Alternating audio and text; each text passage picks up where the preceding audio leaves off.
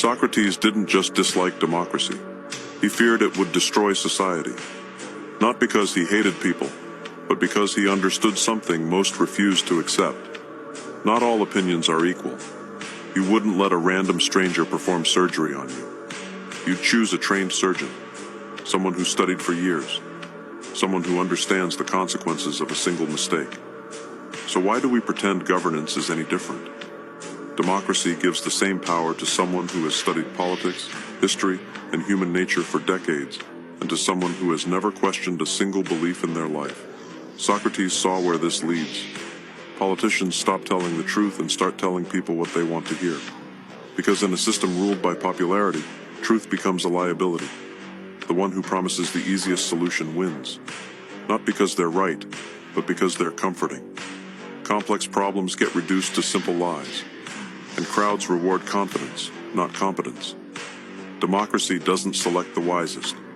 It selects the most appealing, the best speaker, the best performer, the one who flatters the masses instead of challenging them. That's what Socrates feared. A society where wisdom is drowned out by noise, where expertise is treated as arrogance, and where the future is decided not by those who understand it, but by those who feel the loudest about it. Let's start with something uncomfortable. Democracy, in theory, is a system built on trust. Trust that the average person knows what's good for them, for their community, and for their country. The problem is, they don't. And the deeper issue isn't stupidity. It's disinterest, distraction, and delusion. The modern voter isn't a monster. They are just busy, tired, overstimulated, and barely paying attention to the system that's running their lives. We've built this myth that if everyone just votes, democracy flourishes. But mass participation without mass participation or thought is pointless. Voting without understanding is like pressing random buttons on a cockpit mid-flight and calling it helping the pilot. The average voter doesn't read policy papers, doesn't watch parliamentary debates, and couldn't tell you what their local representative's name is. But they can tell you which politician seems like a nice guy or has a funny TikTok. The world we live in rewards vibes. The political arena has become a stage where emotion beats evidence, personality beats policy, and charisma beats competence. The voter's attention span has been hijacked by the entertainment industrial complex. Every issue has to be boiled down into something digestible, which is code for emotionally charged but intellectually empty.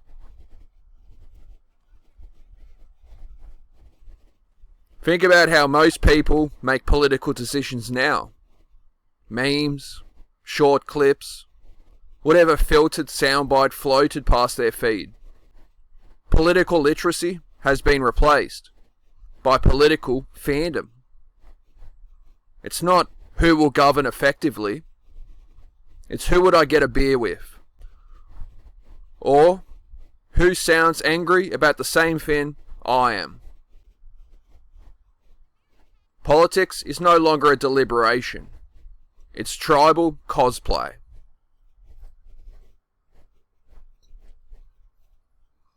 And the problem with the average voter isn't just manipulation, it's complacency. The system depends on apathy. Corporations, parties, and media conglomerates love an uninformed public because it can be easily managed, easily distracted, easily sold to.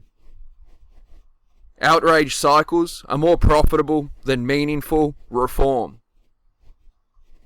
The average voter participates in these outrage loops like it's sport. Can you believe what this politician said? Yes, actually I can. Because they say it every election cycle. Because they know it works. Democracy used to be built around informed citizens. Now it's built around engagement metrics. Politicians don't need you understanding. They need your clicks, your comments, your short-term mood. They don't shape policy anymore.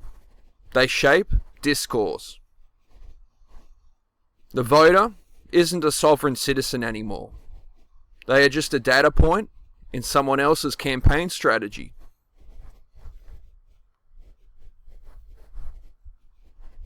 We should ask ourselves, what qualifies someone to govern a nation?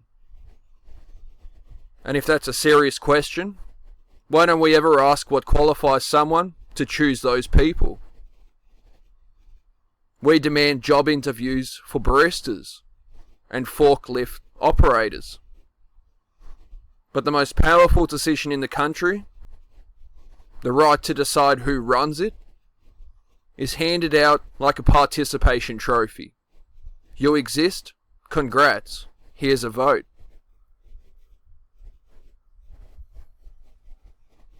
Now don't get me wrong. Universal suffrage is morally right. The alternative is tyranny.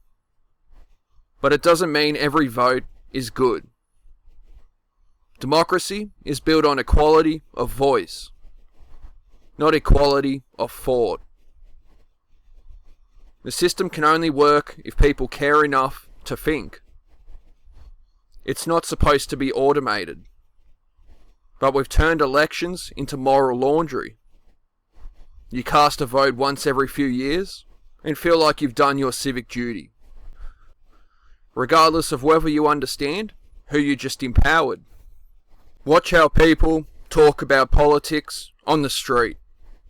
Every election, there's that one refrain. Oh, they are all the same. No, they are not. They just all disappoint you the same way. Because you expect better governance from worse engagement. What do you think happens when a small handful of informed, motivated individuals go up against millions of disengaged, slogan-driven voters? Politicians stop trying to win minds. They start trying to win moods.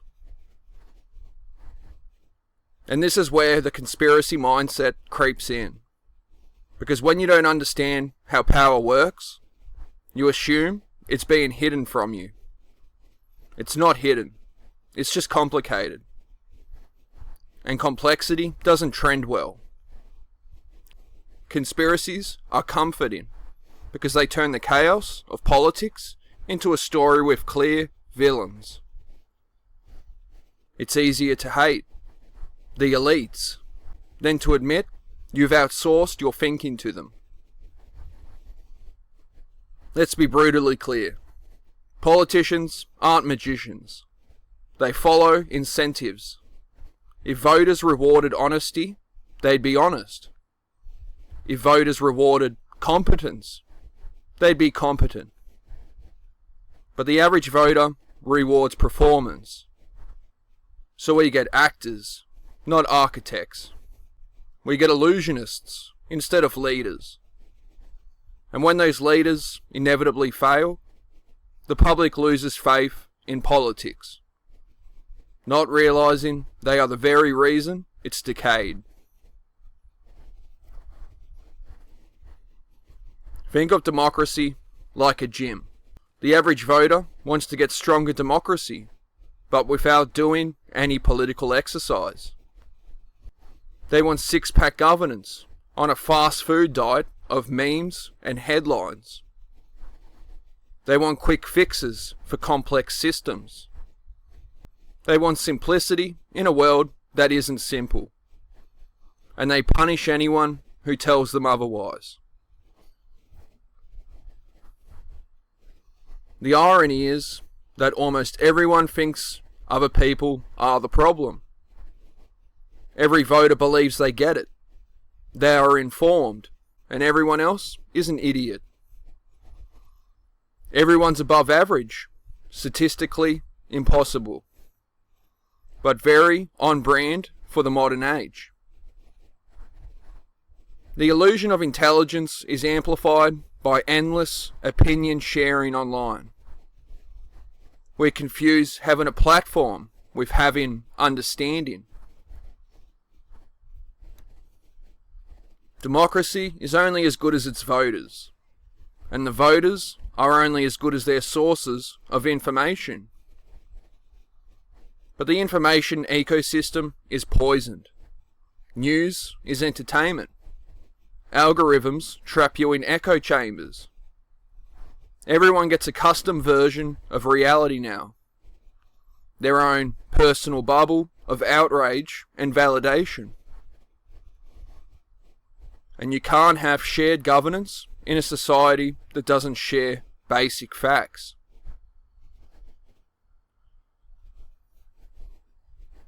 This is where we start to see the cracks. Growing polarization isn't just anger.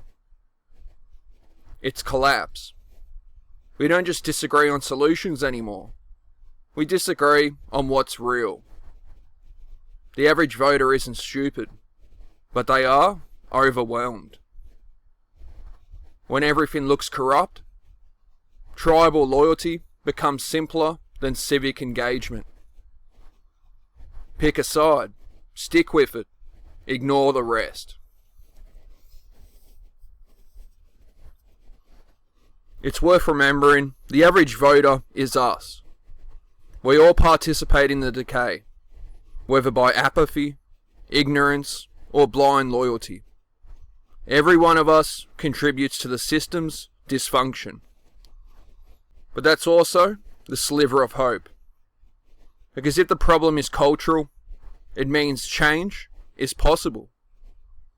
Not through cynicism, but through education, attention, and conversation. Democracy isn't a machine that runs itself. It's a garden. And right now, it's full of weeds. The problem with the average voter isn't malice or ignorance. It's passivity. Power is always taken by those who show up hungry for it. If the average person stays asleep, someone else will drive the system for them. That's not corruption, that's gravity. So maybe the lesson here is this. Democracy doesn't ask that you be brilliant. It just asks that you care enough to think. The future of society depends less on who gets elected, and more on whether the voters ever decide to raise their own standards. If you made it this far, you are officially above average. Not because you agree with me, but because you actually listened. If you want more long-form social autopsies like this, hit the like button, drop a comment, and subscribe.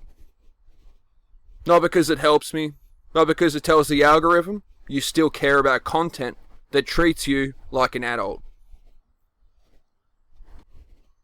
And if you disagree with everything I just said, even better. That means you thought about it. That's the whole point. I'll see you in the next one. Think harder, vote smarter.